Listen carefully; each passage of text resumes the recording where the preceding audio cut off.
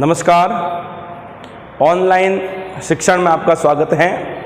आज हम कक्षा 9वीं में पद्य भाग का तीसरा पाठ एवं आप यहाँ पर लिखा हुआ 11वां पाठ, 11वां पाठ अपनी किताब का है, लेकिन पद्य भाग का यह तीसरा पाठ है। कवि रसखान के बारे में पढ़ेंगे। रसखान अर्थात रस की खान, समझेंगे हम इसको। पहले कवि परिचय पढ़ेंगे। कवि रसखान का जन्म सन 1548 ईस्वी में हुआ। कवि रसखान का मूल नाम सैयद इब्राहिम था। अब आप इस नाम से पहचान सकते हैं कि रसखान एक मुस्लिम कवि थे, लेकिन भक्ति जात पात नहीं देखती। मुस्लिम कवि होने के बाद भी भगवान कृष्ण के बारे में रसखान ने खूब लिखा है, बहुत लिखा है। कवि का स्थान दिल्ली के आसपास है। कोई मुख्य जगह का नाम नहीं बताया कवि ने, लेकिन दिल्ली के आसपास के क्षेत्रों में कवि का जन्म स्थान बताया जाता है।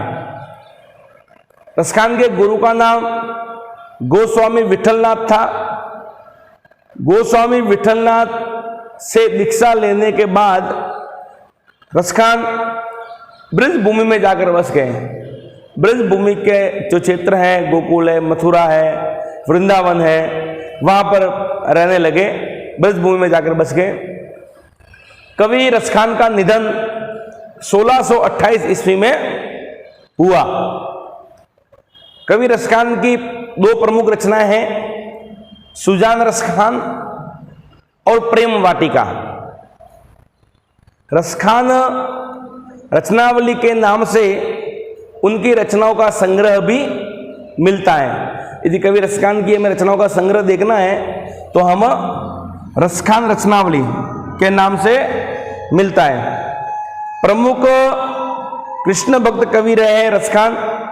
रसखान प्रमुख कृष्ण भक्त कवि रहे। कृष्ण के रसखान की विशेषता क्या है? जैसे कृष्ण भक्त कवि तो बहुत हैं। सूरदास भी कृष्ण भक्त कवि है, मीरा भी कवित्री रही है जिन्होंने कृष्ण भक्ति की बारे में लिखा। रहीम ने भी कृष्ण भक्ति के बारे में लिखा है। कवि देव ने भी कृष्ण भक्ति के बारे में लिखा है। लेकिन कवि रसखान की जो मुख्य विशेषता यह है कि कवि रसखान ने कृष्ण से तो प्रेम किया ही है, कृष्ण से तो प्रेम किया ही है, लेकिन कृष्ण के जन्म स्थान एवं कृष्ण से जुड़ी सभी वस्तुओं से प्रेम रसखान ने किया है। यह रसखान की मुख्य विशेषता है कि कवि रसखान ने कृष्ण के जन्म स्थान से प्रेम किया एवं कृष्ण से जुड़ी जो भी वस्तुएं, चाहे कृष्ण की बांसुरी हो, कृष्ण के पहनने के पीताम्बर हो, कृष्ण के मोर मुकुट हो, कृष्ण की चाहे गैया हो, गैया यानी गाय, कृष्ण की गाय हो, चाहे कृष्ण की बांसुरी हो, चाहे कृष्ण जिस स्थान पर खेलते हो, कृष्ण जिस स्थान पर उड़ते हो, भगवान कृष्ण जिस स्थान पर बैठते हो, उन सभी स्थानों से प्रेम कवि रसखान ने किया है। रसखान के जो काव्य की मुख्य भाषा है वो ब्रज भाषा है। कौन सी भाषा है? ब्रज भाषा है। कवि रसखान के काव्य की मुख्य भाषा कौन सी आएगी? ब्रज। आगे रसखान के काव्य में भगवान कृष्ण की रूप माधुरी, मतलब रूप के प्रति भगवान कृष्ण के बारे में बताया। ब्रज महिमा, ब्रज की भूमि की महिमा के बारे में बताया कि ब्रज की भूमि की महिमा कितनी बड़ी है कि भगवान कृष्ण स्वयं ब्रज भूमि में अपना जीवन काल बिताया। राधा कृष्ण की प्रेम लीलाएं, भगवान कृष्ण एवं राधा रानी की जो प्रेम की लीला है, उन लीलाओं का वर्णन भी कवि रसखान ने बहुत ही मनोहर यानी मन को हरने वाला बहुत ही मनोहर ढंग से किया है।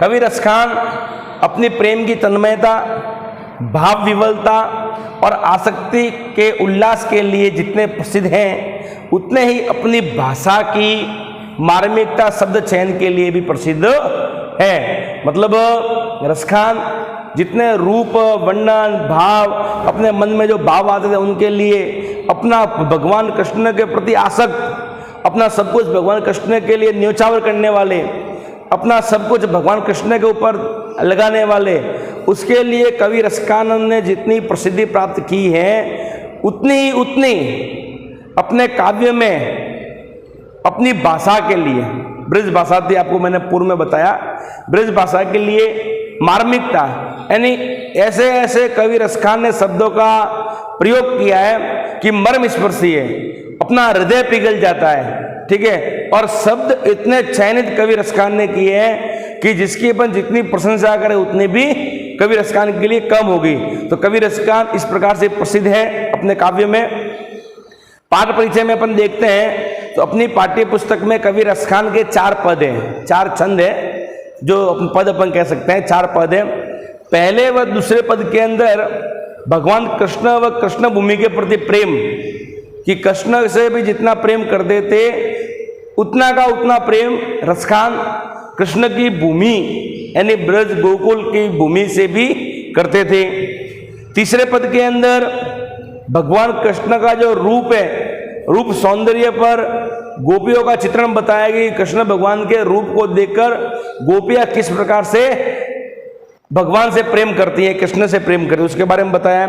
और चौथे पद के अंदर कवि रसखान ने मुरली की धुन, अर्थात कवि रसखान कहते हैं कि भगवान कृष्ण जिस समय मुरली की धुन बजाते थे और भगवान कृष्ण के चेहरे पर जो मुस्कान आती थी, उस मुस्कान को देखकर हर कोई व्यक्ति नहीं, प्रत्येक व्यक्ति अपने आप को न्योछावर करने को तैयार रहता है।